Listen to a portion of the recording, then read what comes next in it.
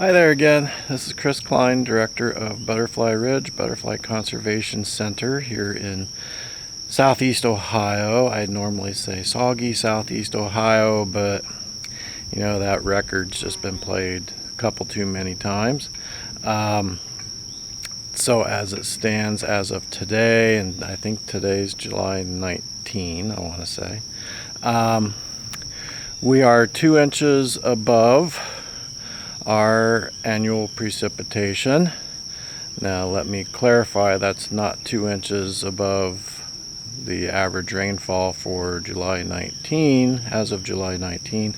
That is 2 inches above the average rainfall as of December 31st. So in other words, if we didn't get another drop of rain the entire rest of the year, we would still finish at 2 inches above normal. Okay, and it's only July 19.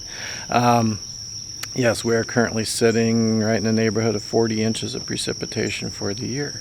Plus, it's now gotten really, really hot.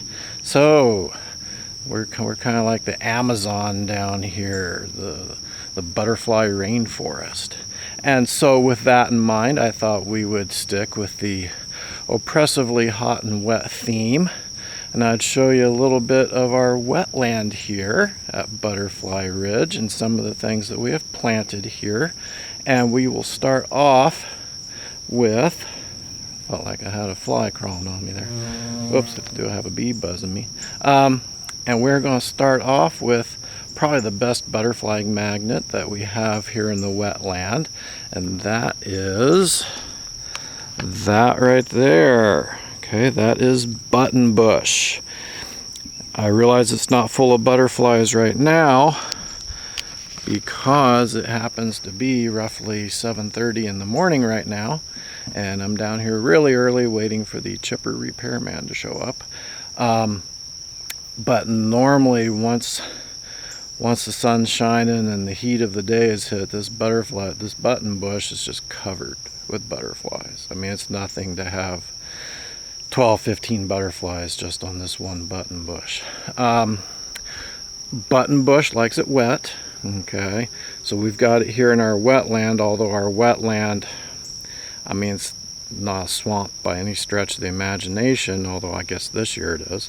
Normally, at this time of year, there wouldn't be any surface water in our wetland, although if you dig down 4 or 5 inches, you'll hit water, and I think that's what keeps our buttonbush thriving. Now,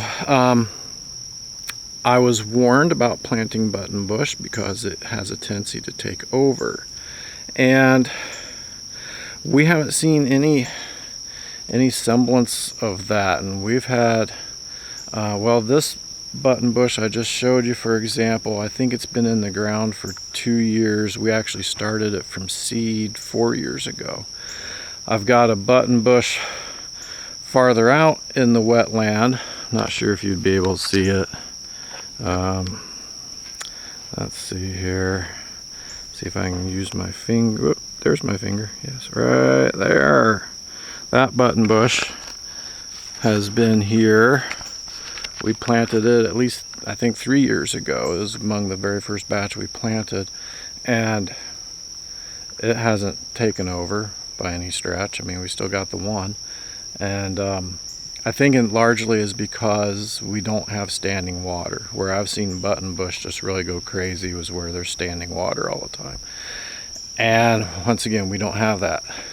And our buttonbush hasn't really been a problem. So if you have a wet area, you know, think about buttonbush. It's a really strong butterfly attractant. Our next plant I wanted to show you down here in the wetland is all these beautiful yellow flowers. Okay, that is cup plant. In fact, we planted quite a bit of cup plant last year because I had concerns that my wetland was a little nectar poor, and so we planted quite a bit of the cup plant. It's not quite like the buttonbush. I think here a while back, I think I did a video where I talked to you about Brussels sprouts and peanut butter and jelly and Dairy Queen blizzards. Buttonbush is absolutely a Dairy Queen blizzard. Okay, the cup plant is much more in that I'd probably put it in the peanut butter and jelly category, almost leaning towards Brussels sprouts. There is a single group of butterflies that really like the cup plant, and that's the swallowtails. But that's pretty much the only butterflies we see on it are the swallowtails. The smaller butterflies, you know, and the skippers, red admirals, that kind of stuff, they don't tend to mess with the cup plant so much, but the swallowtails seem to really like it. This is another one that I was warned could potentially take over, okay, if we introduced it. But you know, it's native, it's a nectar source, at least for the swallowtails, and we had a wetland that needed a little bit of a bump as far as nectar went. So we went ahead and planted it. We can always dig it up if it gets out of control. So I mean, that's what we do here. So so cup plant, and then I've got one more plant down here in my wetland I wanted to show you, and we'll probably do a part 2 for our wetland plants here in a couple weeks once the ironweed starts blooming. And so our third and final is right here, and that is our swamp milkweed. Got a couple of them here. Actually, we've planted these, kind of scattered them throughout the wetland. Probably just gave you a close-up of my chin there, sorry about that. The swamp milkweed, I'll be honest, as far as the nectar plant goes, I would definitely put it in the Brussels sprout category, but it's pretty good as far as attracting monarchs to lay eggs and getting monarch caterpillars out of the deal. So in that way, I guess I might be willing to bump it back up to peanut butter and jelly status. I rarely see anybody nectaring on our swamp milkweed, rarely. But we do tend to get monarch caterpillars on it though, although this year not quite so much as what we did last year. So swamp milkweed, if you have a wet spot, it can be a good choice for you. Now, one issue with the swamp milkweed, it tends to be really moody. And for example, we had some planted elsewhere here in our wetland that we planted 4 or 5 years ago, and it lasted like 2 years and that was it. And I've heard other people comment to that same effect, that the swamp milkweed tends to be moody. And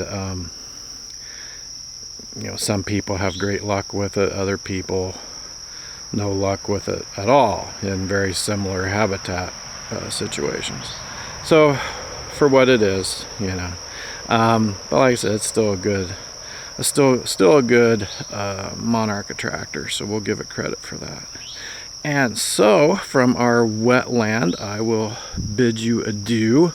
Once again, we'll probably do another wetland landscaping for life video here in a couple weeks. In fact, I'm getting distracted even now because I see I've got a cardinal flower blooming over here, and I'll be honest, that's one of my favorite wetland plants. So let me see if I can zone you in on the cardinal flower. I think that's it right there. Don't have my glasses on, so I could be showing you a raccoon for all I know. So anyways, until next time, enjoy growing some good butterfly nectar in your wet spots there, and we'll see you here in a week or so. Bye.